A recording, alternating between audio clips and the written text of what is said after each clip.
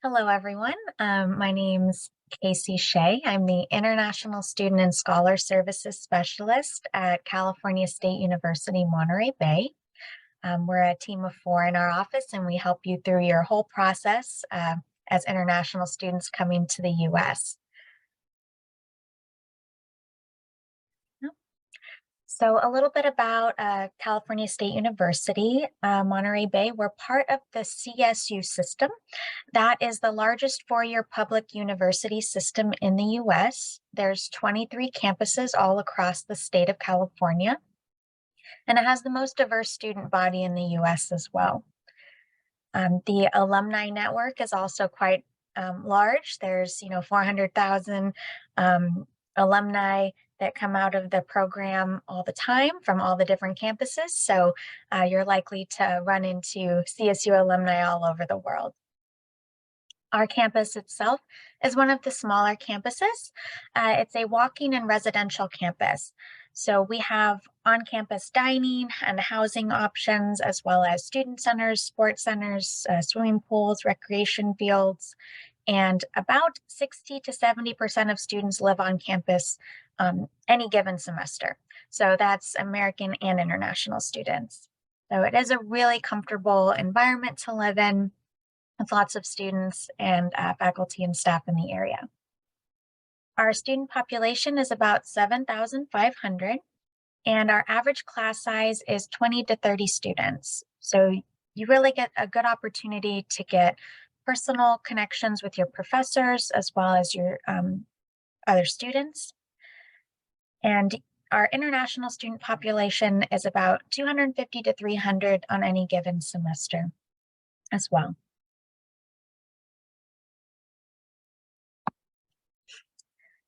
So Monterey is located on the central coast of California. So our campus itself is located about 1 mile from the beach. We are located 1 hour drive from San Jose, Silicon Valley area, and 1.5 hours from San Francisco. So those are the two larger cities of over 1 million people that are pretty close by. And you can use public transportation to get there as well as you can use Uber or things like that as well. The climate that we are located in is very moderate, so it's a pretty comfortable climate. It doesn't really get too hot or too cold throughout the year. It's a really safe and supportive community. So within our little area, we actually have 4 colleges. So there's California State University, Monterey Bay. We have 2 graduate schools, Middlebury Institute and the Naval Postgraduate School, as well as the Defense Language Institute, and a community college, Monterey Peninsula College. So the whole area is just full of students, and it is a really great place to live, a very supportive community. It's also a very naturally beautiful environment. We are surrounded by oceans. We also have mountains, redwood forests, and white sand beaches. And this is a great place for students who want to be close to nature. There's a ton of outdoor activities from hiking, whale watching, scuba diving, sailing, and kayaking. And you can also do some of these recreational sports as some of our classes. We do offer classes in some of these areas during the semester.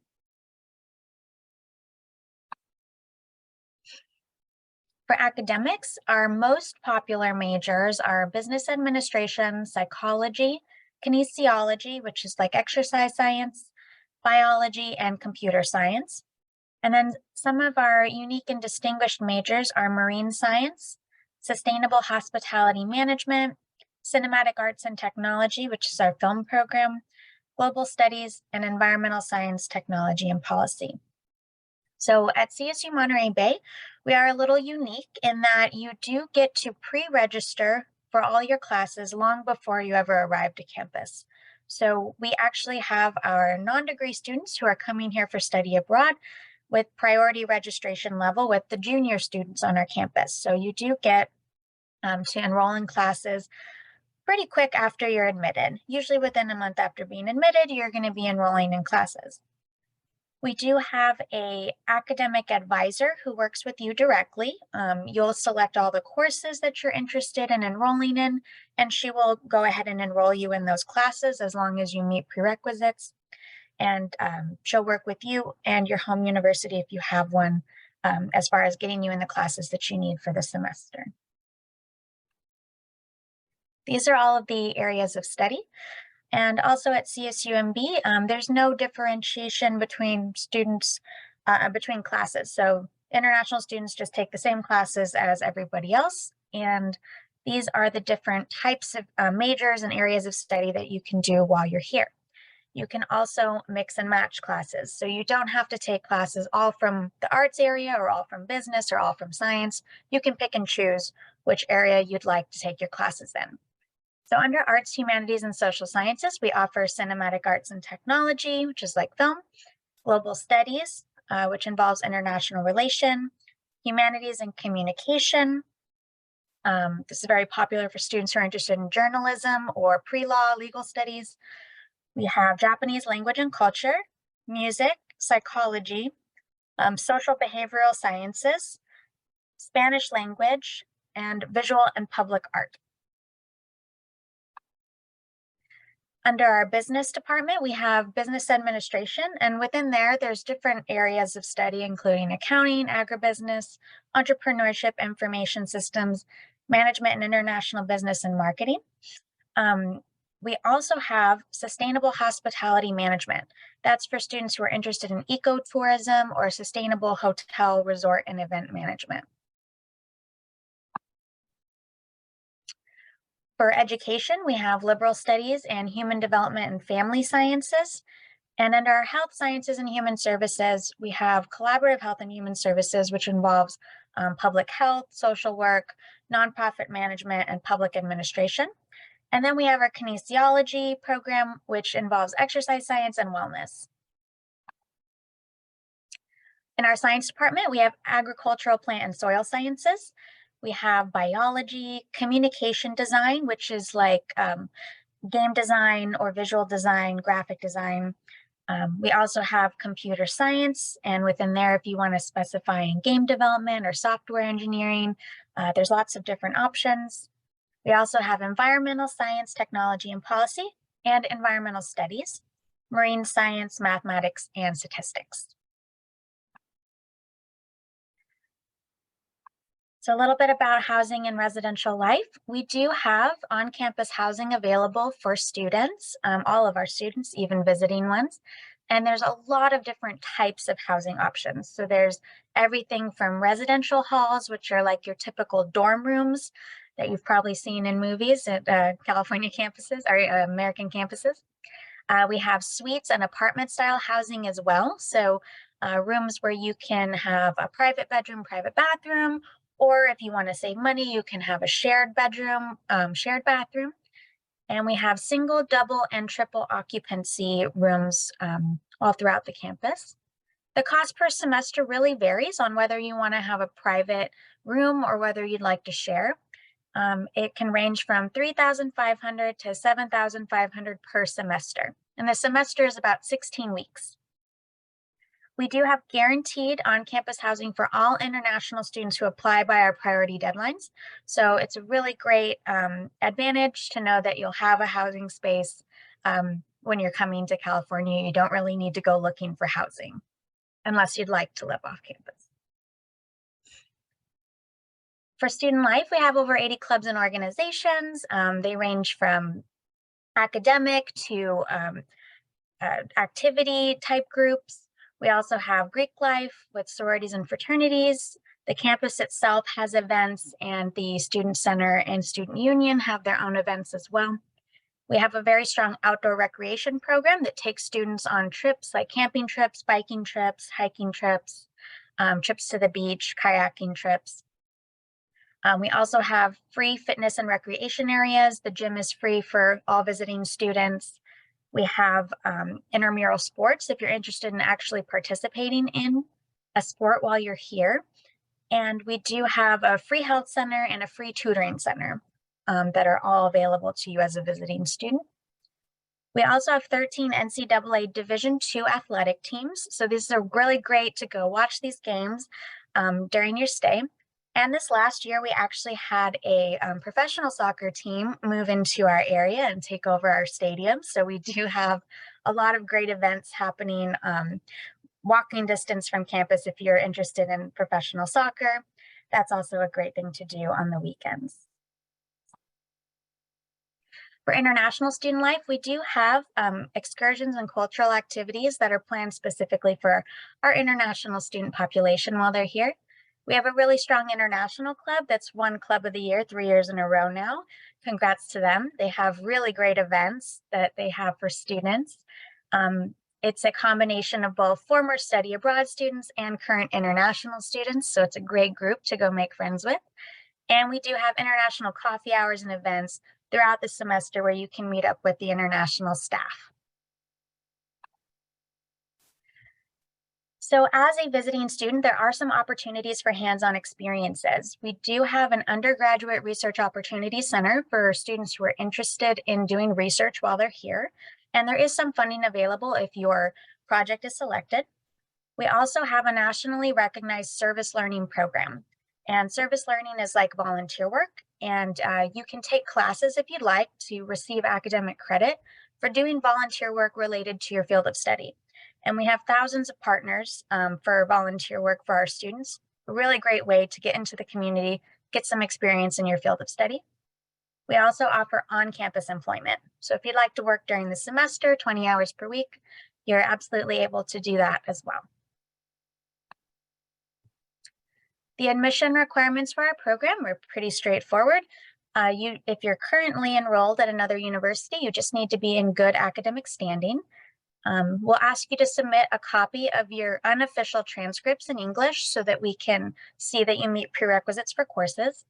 But we're not going to be reviewing your GPA, and we don't require any other test scores. So when you apply, it's just going to be uploading your unofficial transcripts. For the language requirement, we're looking at a B2 level equivalent. So we have a lot of different ways that you can prove that. Everything from TOEFL to Duolingo, IELTS. If you've been studying in English for 3 years, so lots of ways to prove your English proficiency. Our academic sessions are spring and fall. Again, they're about 16 weeks. The spring semester starts at the end of January and goes to mid-May. The fall semesters are the end of August to mid-December. And if you're going to be here for a full year, we have January to December, as well as August to May. And the January-December does have a summer break, and the August to May does have a winter break. The estimated cost for our semester at Study Abroad program is a tuition rate of $5,700, which is a greatly reduced tuition rate from the normal campus tuition for the amount of units that you get to take. So this is up to 17 units or 34 ECTS equivalent. The housing, again, can really range depending on the type of housing that you choose. Meals here are also just an estimate, as well as an estimate for personal expenses and health insurance. So you can look at the total for a semester here as being between $13,000 and $17,000 when you're planning your budget. So if you do have any questions and want to reach out for more information, of course, first connect with College Contact. You have some great advisors there that can help you with any of your questions. But if you are interested in checking us out a little bit more, I would also recommend following us on social media. You can see what's going on with current students there, connect with alumni, and you can also always reach out to us as well via email or phone, and we can connect you with advisors that can talk to you about your situation. And I think I went through that a little quickly, but hopefully we'll leave a little time for questions if anyone has them. No worries. Thank you so much, Casey. Yeah, that gives students definitely enough time to ask questions. So yeah, please feel free to ask questions in the chat box or in the F&A box. Okay, so someone's asking what's the minimum amount of credits or units for a master's student?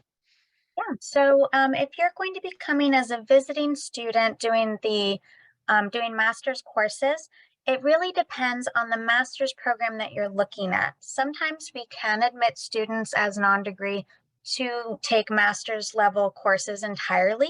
In that case, it would be 8 units. If it's a program that you're interested in where we can't get you a full load of courses at the master's level, then we would need to admit you as an undergraduate student, and you're allowed to take a master's class, but you still would have to maintain those 12 units. So we do have a little bit more limitation with master's level enrollment. The undergraduate level is very simple. So it's 12 units, very easy for students to get into classes at the undergraduate level. Mm-hmm. And how much is one class? How many units is one class roughly? Yeah, so at the master's level, the classes are typically 4 units. So you'd usually be taking 2 classes at the master's level. Undergraduate level, they're usually a mixture between 3 units and 4 units. So students are typically taking 3 to 4 classes per semester at a minimum to maintain that 12 units. Mm-hmm. Right. And just to give some perspective on how that translates to, let's say, German credits, it's typically, so 1 unit is 2 credits. So let's say if you're taking 2 master's level courses, each 4 units, that means that would be 16 credits in Germany. So just for those who are interested in the transferability of those courses. Okay. Let's see, any more questions? I see. So there's a question about, is there a relationship between the amount of courses taken and the tuition? So luckily, actually, the answer is no. We have a standard tuition rate of 5,700, and you can take anywhere between 12 and 17 units for that price. Typically, like a regular student taking classes at the campus of taking 17 units would probably cost about $9,500. So it's a really reduced tuition rate for how many units that you get to take. But there is no difference in price between 12 and 17. Mm-hmm. I think that's a good question and a good point, because it's really unique at CSU Monterey Bay, because as you mentioned, Casey, for most other universities in the US, if you want to take extra credits or extra units that go, let's say, at the bachelor's levels above those 12 units. So if you're thinking, so if you're studying in Germany and you think you want to take 30 ECTS to transfer back to your university in Germany, so the equivalent would be 15 units, and the standard amount of units you take at most other American universities, as we've mentioned, is 12 units. So you need an extra 3 units to, to get to the amount of 30 ECTS. And at most other universities, you would have to pay extra to get those 3 units to get that extra class. But yeah, I think it's definitely a highlight and worth mentioning that at CSU Monterey Bay, that's still covered in the normal tuition rate, right? Okay, the question is about accommodation options for students and what is the best available option. So we actually have so many different options. So there are 10 residence halls on campus. These residence halls have 2 or 3 people per room, and they share 1 bathroom. And that is also pretty unique. A lot of places you have 1 bathroom per floor where everyone's sharing the same bathroom. Here, the residence halls have a bathroom in each room, which is very nice. Those ones are really great for students who want to save some money. Those are the least expensive options on our campus. We also have some other residence halls where you can have private bedrooms. Some of them as well have private bathrooms, but you have a shared living room and some have kitchens. So if you're a student that wants to be able to cook your own food and not have to eat on campus or eat out all the time, those are great options for you because they do have kitchens in them. We also have about 2 miles off campus, little townhouses and apartments that are owned by the school, but they're really great for students who are okay with riding their bike or riding the bus to campus, but they're a little larger. They have garages and backyards. These are for students who are over 21 years old. And those are also another really good option for students who may want to just be a little bit farther away from campus and not be right in the middle of things. But all of them are really good options. I would say most students are happiest living right on campus because they can wake up, just walk to classes, just walk to food, walk to the gym, and it's easy to get home during the breaks between your classes. So I would say most students enjoy living on campus. All right. Any more questions?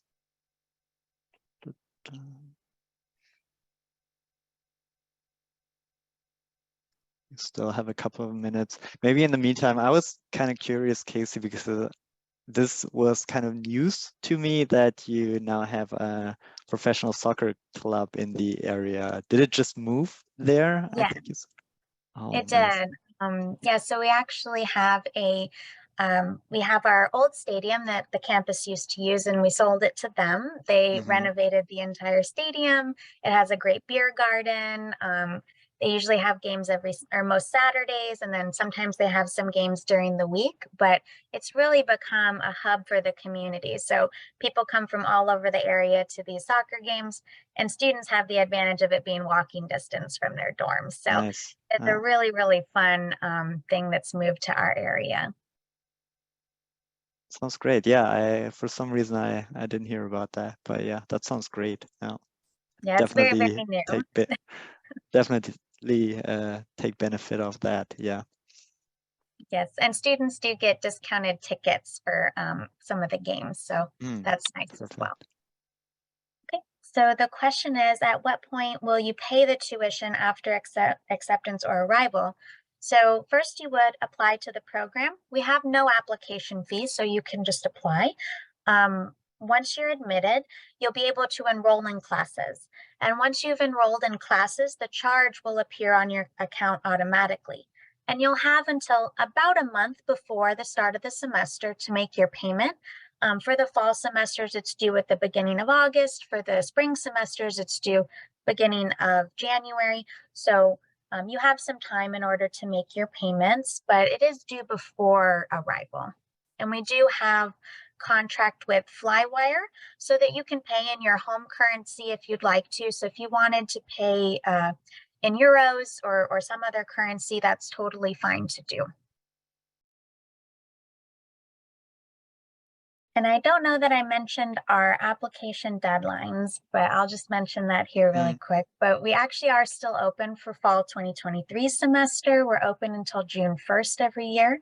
And then for spring semesters, our application will be open until November 1st. So we have pretty late application deadlines.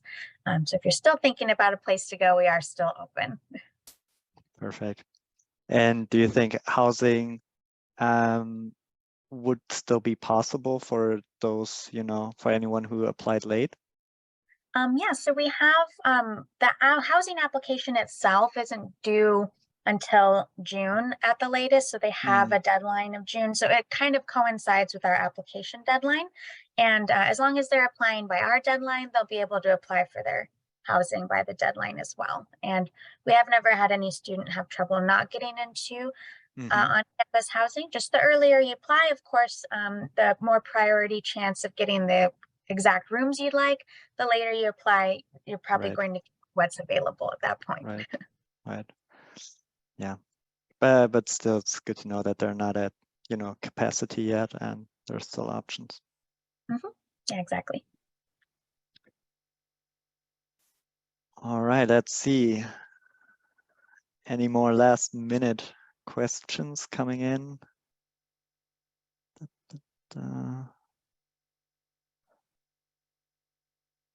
If not, I'd like to thank you, Casey, also for getting up early and joining us today. It's great to see you, and thank you so much for the presentation. Of course, And thank you for having me. all right, then we'll talk soon and enjoy the rest of your day. Thank you. Bye, All right, everyone. take care. Bye-bye.